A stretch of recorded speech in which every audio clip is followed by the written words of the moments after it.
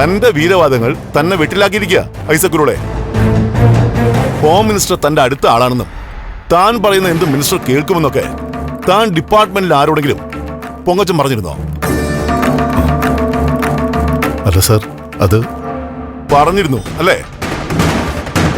ഓ, ആളാകാൻ വേണ്ടി പറഞ്ഞതായിരിക്കും. തനിക്ക് ട്രാൻസ്ഫർ ഉണ്ടാവില്ല, ഹോം മിനിസ്റ്ററുടെ ഉപദേശകനായിട്ട് ചിലപ്പോൾ തന്നെ നിയമിച്ചേക്കും, അങ്ങനെയൊക്കെ പറഞ്ഞിട്ടുണ്ടായിരുന്നില്ലേ? എന്തായാലും പണി വരുന്നുണ്ട്. കൂടെ ഉള്ളവരെ വിരട്ടി നിർത്താൻ വേണ്ടി തള്ളി മറിച്ചതല്ലേ? എന്തായാലും വിവരം മന്ത്രിയുടെ ചെവിയിലെത്തിയിട്ടുണ്ട്. മിനിസ്റ്റർ ആകെ ദേഷ്യത്തിലാ. അയ്യോ സർ, മന്ത്രി എന്നെ വിളിച്ച് നിങ്ങളെക്കുറിച്ച് അന്വേഷിച്ചു. മിനിസ്റ്ററുടെ ഇമേജിനെ ബാധിക്കുന്ന തരത്തിൽ നിങ്ങൾ സംസാരിച്ചതേ പുള്ളിക്ക് ഇഷ്ടമായിട്ടില്ല. എന്റെ ഐസക്കെ, നിങ്ങൾക്കൊരു മേൽക്കൈ കിട്ടാൻ മന്ത്രിയുമായിട്ടുള്ള ബന്ധം പറഞ്ഞു.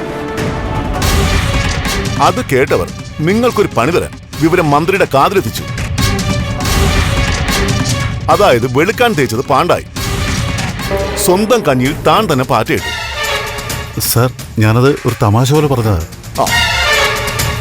ട്രാൻസ്ഫറും തമാശ പോലെയും കണ്ടാ മതി. അയ്യോ സർ, ചതിക്കരുത്. ദൂരെയെങ്ങും പോകാനുള്ള ഒരു സാഹചര്യത്തിലല്ല ഞാനിപ്പോ. അതൊക്കെ നേരത്തെ ഓർക്കണമായിരുന്നു.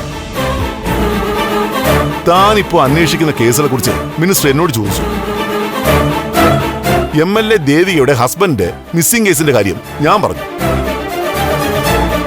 ആ കേസിന് തുമ്പൊന്നും കിട്ടിയില്ലെന്ന് ഞാൻ അറിയിച്ചപ്പോ പുള്ളി വയലന്റായി. സർ, അതിന്റെ അന്വേഷണം നടക്കുന്നുണ്ട്.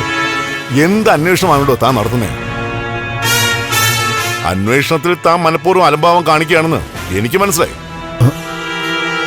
നോക്ക്, താനിപ്പം മന്ത്രിയുടെ കണ്ണിൽ മാത്രമല്ല എന്റെ കണ്ണിലും കരടായി.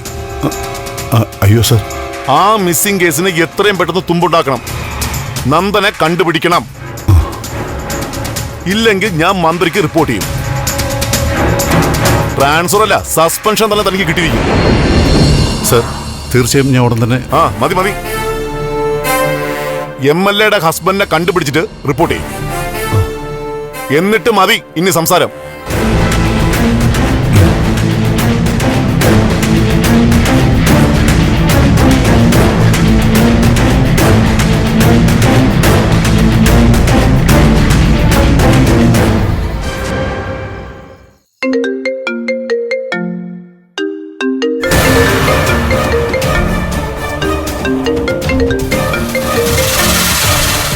ഹലോ, തീരുമാനം എന്തെങ്കിലും ആയിട്ടുണ്ടോ? തീരുമാനം നീയല്ലേ എടുക്കേണ്ടത് ദേവിക. അപേക്ഷിക്കാൻ മാത്രമേ എനിക്കിപ്പോ കഴിയൂ.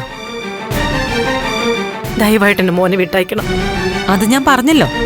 നന്ദുനെ എപ്പോ തിരിച്ചയക്കുന്നോ അപ്പൊ ഋഷിയും തിരിച്ചെത്തും.